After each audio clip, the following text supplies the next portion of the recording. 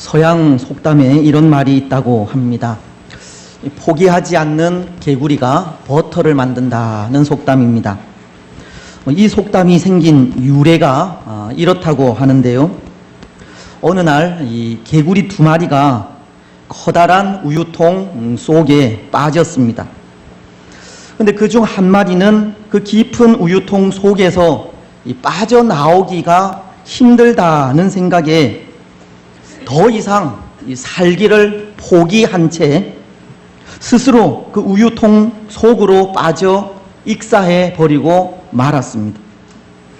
하지만 또 다른 한 마리는 그래도 살 수 있다고 하는 희망을 가지고 포기하지 않은 채 끊임없이 네 다리를 휘저었다고 합니다.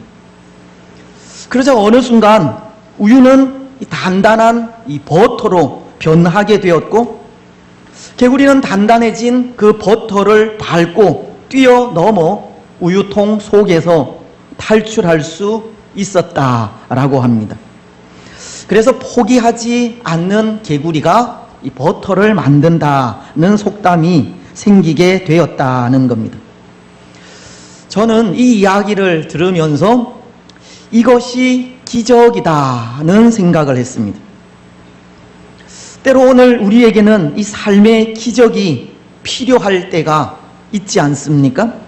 우리가 감당하기 어렵고 힘든 일을 만나게 될 때 우리는 기적을 바라게 되고, 우리의 힘으로 도저히 해결할 수 없는 문제를 만나게 될 때 기적을 소원하게 됩니다.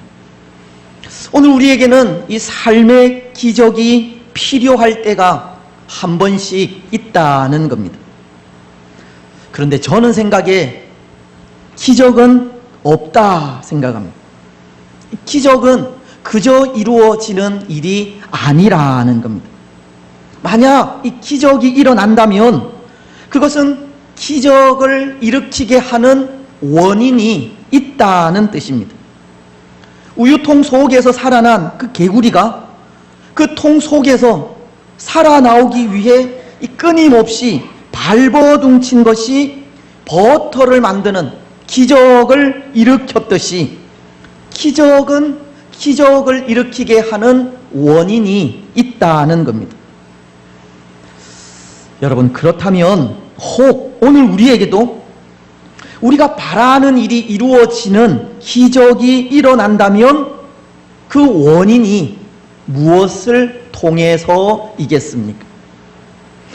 무엇이 우리로 하여금 기적을 일으키게 하겠습니까? 저는 그것이 기도라고 생각합니다. 하나님을 향한 우리의 진실한 기도가 기적을 일으키게 한다는 겁니다. 우리가 잘 아는 여리고의 소경 바디메오를 보십시오. 그는 예수님을 향한 이 진실한 기도가 있었습니다. 예수님이 자신의 눈을 뜨게 해 주실 분이라고 하는 믿음이 있었습니다. 그래서 그는 어떻게든 예수님을 보고 싶어 했고, 예수님이 여리고를 지나가신다는 소리를 듣게 되자 그는 이렇게 외치게 됩니다. 마가복음 10장 47절을 통해서인데요. 다윗의 자손 예수여, 나를 불쌍히 여기소서. 바디메오는 예수님을 향해 진실하게 소리친 겁니다. 믿음으로 예수님을 부르게 되었고, 그때 그에게는 기적이 일어나게 되었습니다. 그는 세상을 볼 수 있었기 때문입니다. 여러분, 이 여리고의 소경 바디메오가 눈을 뜨게 된 것이 그저 이루어진 일이 아니지 않습니까? 그에게는 예수님을 향한 믿음이 있었고, 믿음에 따르는 진실한 부르짖음이 있었기 때문입니다. 예수님을 향한 그 진실한 부르짖음이 그의 눈을 뜨게 한 기적을 일으킨 겁니다. 저는 이 찬양을 참 좋아합니다. 제가 이전에 지금보다 더 젊었을 때 유초등부를 담당하면서 요즘처럼 이 성경학교 시즌에 이 아이들과 함께 부른 찬양인데요. 이런 찬양입니다. 두 눈을 꼭 감아요. 두 손을 곱게 모아 진실한 마음으로 기도를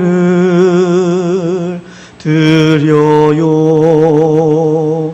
사랑을 줄 수 있는 아름다운 기도를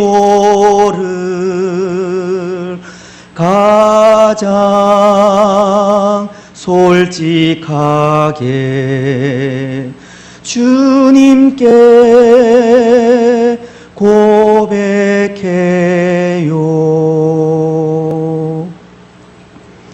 이 세상에서 가장 아름다운 기도라는 것이, 즉 응답받는 기도라는 것이 하나님 앞에 솔직하고 진실하게 드리는 기도라 찬양하고 있듯이, 하나님 앞에 그렇게 진실한 마음으로 솔직하게 드리는 기도를 하나님은 받으시는 겁니다.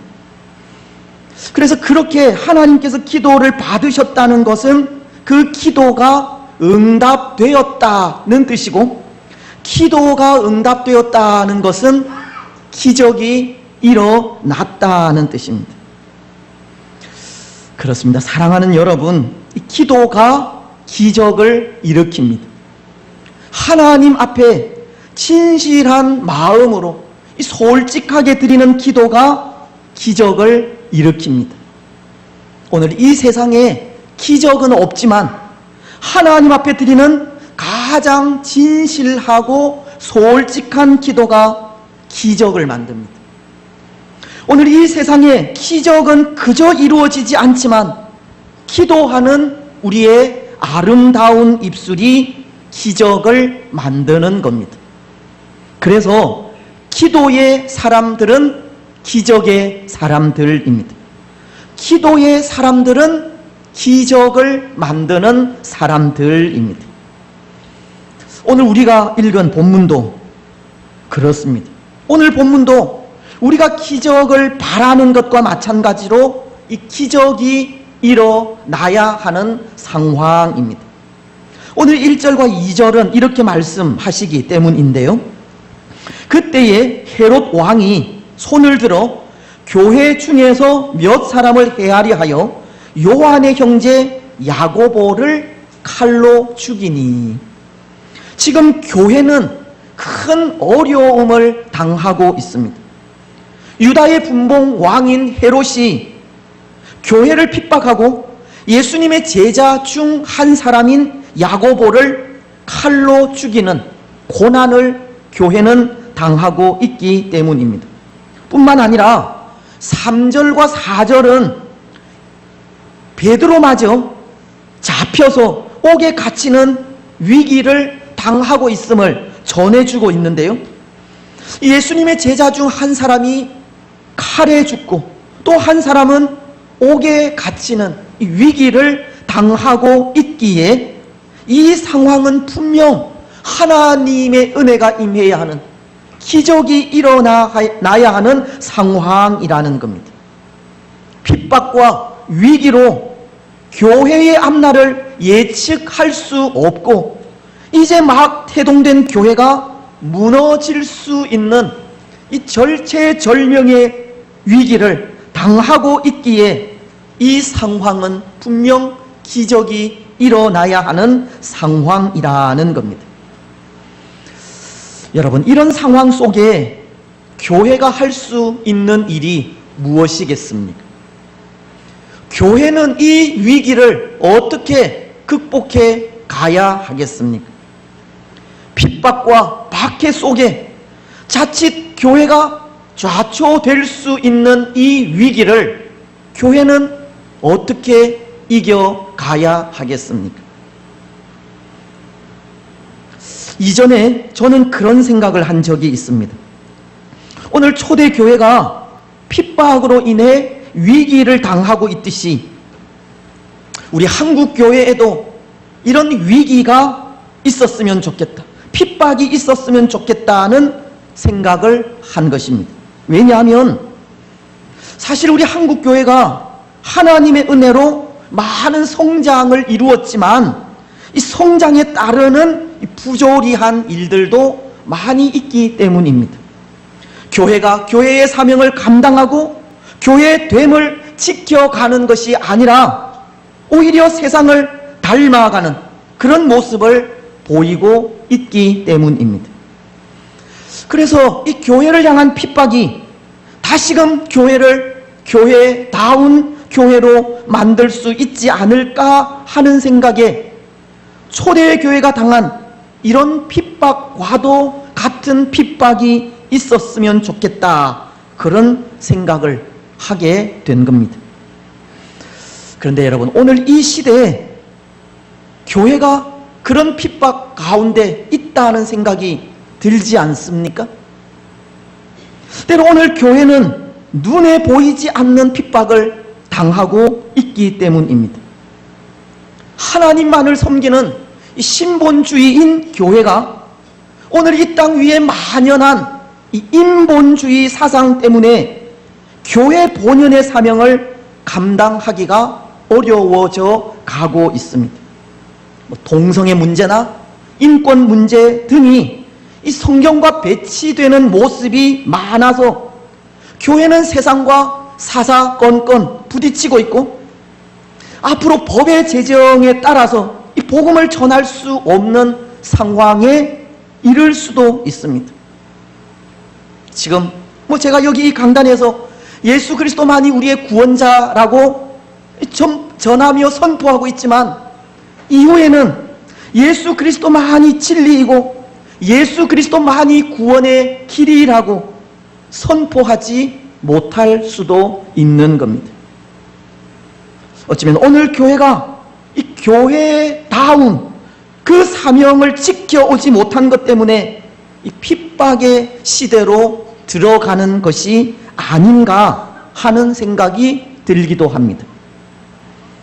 우리는 지난 주일 초대 예루살렘 교회가 이 선교회의 사명을 감당하지 못하고 이방인들을 사랑하며 나아가지 않았을 때 하나님께서 하신 일이 스데반을 순교하게 하신 일이고 교회에 핍박을 가하신 일이었는데요.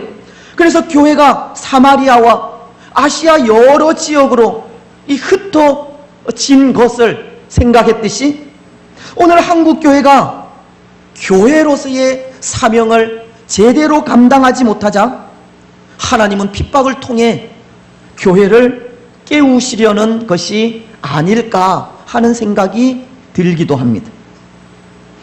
여러분, 오늘 우리는 이 일을 또 하나의 위기로 생각해야 합니다. 오늘 우리가 당한 이 상황을 초대 예루살렘 교회가 당한 위기와도 같이 생각해야 합니다. 그래서 이런 상황 속에 오늘 우리는 무엇을 어떻게 해야 할 것인지 깊이 고민하며 나아가야 합니다. 오늘 초대 예루살렘 교회가 그들이 당한 위기의 상황을 어떻게 대처하고 있는지를 보면서 우리도 우리가 당한 위기를 대처해 가야 하는 겁니다. 여러분, 오늘 초대 예루살렘 교회는 그들이 당한 위기 속에 무엇을 하고 있습니까? 핍박으로 인해 절체절명의 위기 속에 있는 교회는 지금 무엇을 하고 있습니까?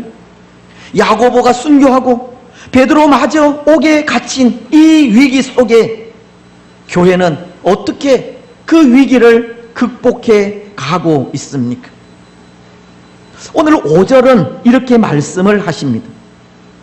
여러분, 이 말씀, 5절 말씀을 우리 함께 읽겠는데요. 같이 읽겠습니다. 시작. 이에 베드로는 옥에 갇혔고 교회는 그를 위하여 간절히 하나님께 기도하더라.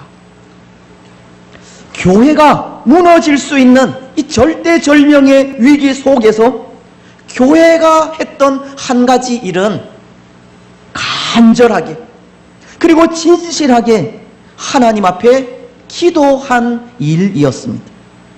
기도를 통해서 하나님의 도우시는 은혜가 임하고, 기도를 통해서 하나님의 기적이 임하여 이 위기를 이겨갈 수 있기를 간절히 소원하며 나아간 것이 교회가 한 일이었다는 겁니다.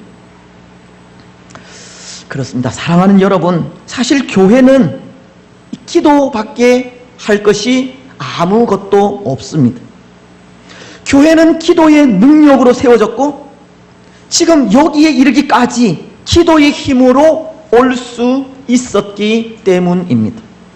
그렇지 않습니까? 여러분, 예수님께서 십자가의 죽음에서 부활하시고 승천하신 이후 사도들이 한 일이 있었는데요, 바로 기도입니다. 예수님께서 감람산에서 승천하신 이후 이 사도들은 평소와도 같이 예루살렘에 있는 마가의 다락방에 모였었고, 거기서 여러 날을 성도들이 합심하며 기도하게 된 겁니다. 사도행전 1장 14절이 그것을 증거하고 있는데요, 여자들과 예수의 어머니 마리아와 예수의 아우들과 더불어 마음을 같이하여 오로지 기도에 힘쓰더라. 예수님은 계시지 않고 예수님께서 약속하신 성령을 기다리면서 예수님의 제자들이, 주의 성도들이 한 일이 기도였던 겁니다. 그런데 그렇게 기도하며 나아갈 때 어떤 일이 일어나게 되었습니까? 예수님께서 약속하신 성령을 받게 된 겁니다. 성령으로 인해 교회를 시작할 수 있었다는 겁니다. 기도를 통해서 교회는 시작이 된 겁니다. 그리고 그 이후에도 마찬가지인데요, 사도행전 4장을 보면 성전 미문에 앉아있던 안전뱅이를 베드로와 요한이 예수 그리스도의 이름으로 낫게 했을 때 그 일로 베드로와 요한은 공회원들에게 붙잡히게 되었고, 예수 그리스도의 이름을 증거하지 말라고 하는 위협을 받은 이후에 풀려나게 되었는데, 그때에도 교회는 바로 그 일이 교회에 닥친 위기임을 깨닫고 기도하게 된 겁니다. 사도행전 4장 24절은 이렇게 말씀하기 때문입니다. 그들이 듣고 한 마음으로 하나님께 소리를 높여 이르되, 대주제여 천지와 바다와 그 가운데 만물을 지은 이시요.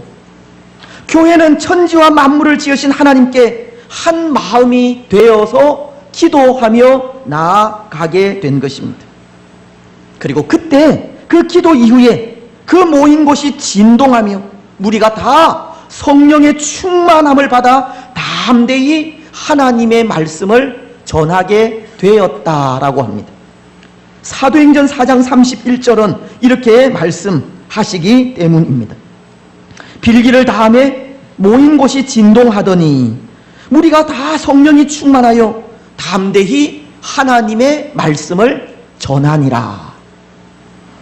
교회는 교회가 당한 위기의 순간마다 하나님께 기도하며 나아간 겁니다. 그리고 그렇게 기도하며 나아갈 때마다 하나님의 도우심을 입게 되었습니다.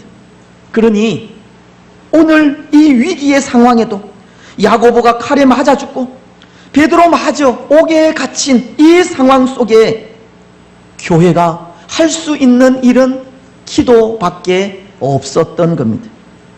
그들이 의지하며 나아갈 곳은 하나님뿐이었고, 그들이 도움을 요청할 것도 하나님뿐이었으며, 부르짖을 것도 하나님밖에 없었습니다. 그들은 교회를 염려하면서 간절히 하나님께 기도한 겁니다. 사랑하는 여러분, 이 교회가 당한 위기 속에 교회가 해야 할 일은 기도입니다. 교회를 염려하면서, 주의 성도들을 염려하면서 간절히 기도하는 일이 교회가 해야 할 일입니다. 오늘 교회는 이런 곳이 되어야 합니다. 기도하는 곳이 되어야 합니다. 때로 나라와 교회와 우리 개인이 당하는 그런 위기 속에 그 위기를 들고 하나님 앞에 서서 기도하며 하나님의 은혜를 구하는 곳이 되어야 합니다. 서로를 염려하고 돌아보면서 기도하는 곳이 교회여야 한다는 겁니다. 그런데 여러분, 오늘 교회된 우리의 모습은 어떠한 것 같습니까? 때로 나라가 당한 위기 앞에, 교회가 당한 위기 앞에, 개인이 당한 위기 앞에 서로를 염려하면서 기도하는 모습이 있습니까? 서로를 돌아보면서 격려하고 위로하며 기도해주는 모습이 얼마나 됩니까? 혹 오늘 교회인 우리도 위기 앞에 남 탓만 하고 편만 가르는 그런 모습을 보이고 있지는 않습니까? 나라는 나라대로, 교회는 교회대로, 나는 나대로 그렇게 서로를 무관심하며 살아가고 있지는 않느냐는 겁니다. 만약 그렇다면 오늘 우리 가운데엔 기적이 일어나지 않습니다. 때로 우리는 기적을 바랄지 모르겠지만 기적이 일어날 리가 없습니다. 위기를 염려하면서 하나님께 드리는 진실한 기도가 없는데 어떻게 기적이 일어날 수 있겠습니까? 사랑하는 여러분, 교회는 서로를 염려하며 기도하는 곳이 되어야 합니다. 오늘 초대 예루살렘 교회가 어려움을 당하고 위기를 당하며 고통 가운데 있을 때 서로를 염려하며 기도한 것처럼 오늘 우리도 우리의 아픔을 앞에 두고 우리의 위기를 앞에 두고 진심으로 염려하면서 기도해야 합니다. 그래야 기적이 일어납니다. 오늘 말씀도 그렇지 않습니까? 교회는 교회가 당한 위기를 염려하고 사도들이 당한 고통을 염려하며 기도할 때 기적이 일어나고 있습니다. 6절 이하의 말씀은 그 상황을 이렇게 말씀하고 있기 때문인데요. 주의 성도들이 옥에 갇힌 베드로를 염려하면서 간절히 기도할 때 바로 그 시간에 하나님께서 보내신 천사가 감옥 안에서 잠든 베드로를 찾아와 그 옆구리를 쳐서 깨웁니다. 7절 말씀입니다. 호련히 주의 사자가 나타나매 옥중에 광채가 빛나며 또 베드로의 옆구리를 쳐 깨워 이르되 급히 일어나라 하니 쇠사슬이 그 손에서 벗어지더라.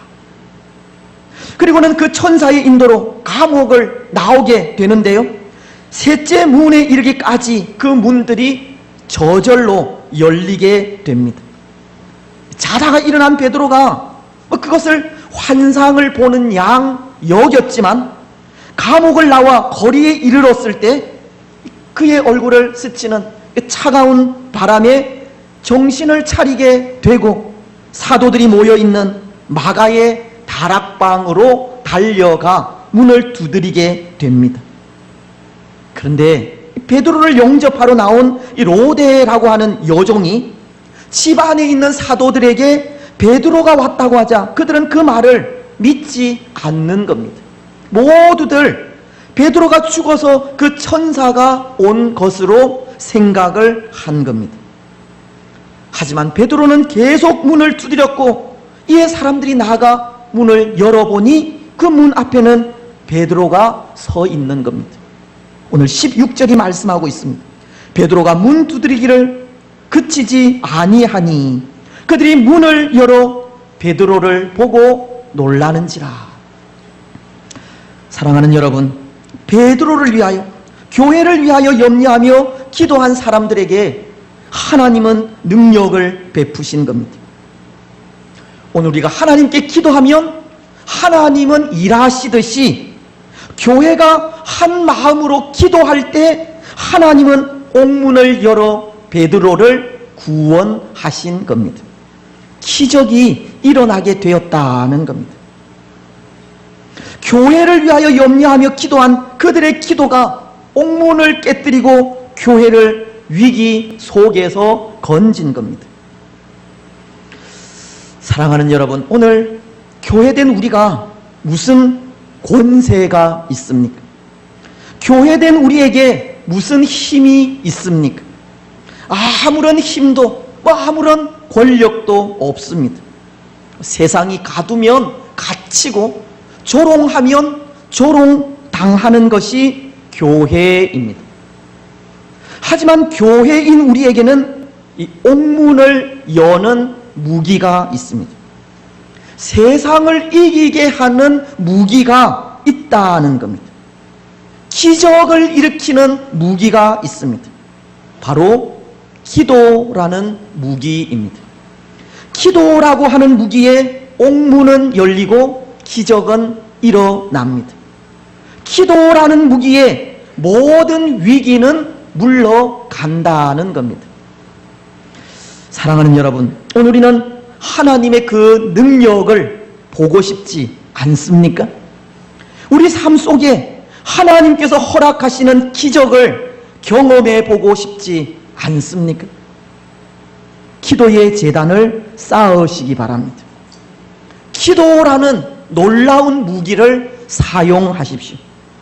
오늘 우리 삶 속에 다가오는 이 위기를 기도의 능력으로 이기는 은혜를 누리시기 바랍니다. 1874년이었는데요. 이 미국 미네소타 주에 큰 재앙이 닥쳤다고 합니다. 3년 동안이나 가뭄이 계속되어 이 농지는 거북이 등처럼 쩍쩍 갈라지고 메뚜기 떼까지 극성을 부려 이 성한 농작물이 하나도 없을 정도였다고 합니다. 그때 미네소타주의 주지사인 이 필스베리라는 분이 이 깊은 기도 가운데 기도의 날을 선포하면서 이런 말을 했다고 합니다. 오늘 우리들의 농작물은 거의 죽었습니다. 그러나 아직도 우리는 이 땅에서 희망을 봅니다. 절망적인 상황 속에서도 소망과 비전의 하나님이 우리와 함께 하시기 때문입니다. 하나님이 우리에게 가장 큰 힘입니다. 그리고는 힘이신 하나님께 기도를 선포할 때 한숨과 절망 가운데 있던 그 미네소타 사람들은 335 모여서 기도하기를 시작했고, 학교도 수업을 중단하고 이 기도의 불꽃을 모았으며 가정들도 기도의 단을 쌓아 나아갔습니다. 기도를 통해서 사람들은 더 이상 환경을 탓하지 않게 되었고, 기도를 통해서 이 손바닥만한 작은 구름이 점점 불어나 그곳에서 장대비가 쏟아지는 환상을 품게 되었으며, 메뚜기 떼가 사라지고 곡식이 탐스럽게 익어가는 이 황금 들판을 마음속에 그리기도 했습니다. 그런데 그렇게 기도의 날이 선포된 사흘 후에 갑자기 장대비가 쏟아지고 이 들판을 뒤덮었던 메뚜기 떼가 흔적도 없이 사라지게 되었다고 합니다. 당시 과학자들이 도무지 설명할 수 없는 기적이 일어나게 된 것입니다. 여러분, 기도가 기적을 만듭니다. 기도가 위기를 극복하게 합니다. 기도는 하늘 문을 열게 합니다. 시편 121편은 1절로 2절을 통해서 이렇게 말씀을 하십니다. 내가 산을 향하여 눈을 들리라. 나의 도움이 어디서 올까? 나의 도움은 천지를 지으신 여호와에게서로다. 그렇습니다. 오늘 우리의 도움은 천지를 지으신 여호와에게서 옵니다. 천지를 지으신 여호와 하나님은 우리의 도움이십니다. 그 하나님은 하늘 문을 열어놓고 기다리십니다. 그 하나님은 우리의 기도를 들으시고 우리의 기도를 통해서 역사하십니다. 기도하는 자들을 통해서 기적을 일으키십니다. 여러분, 오늘 우리는 나라와 교회와 우리 개인이 당한 위기 속에 눈을 들어서 하늘을 바라보시기 바랍니다. 우리의 유일한 도움이신 하나님께 도움을 요청하시며 그 하나님을 소망하시기 바랍니다. 그리고 열려져 있는 하늘을 향해서 기도의 제단을 쌓으시기 바랍니다. 그래서 그 기도를 통해 하나님의 은혜를 입는 우리들이 되시기를 바랍니다.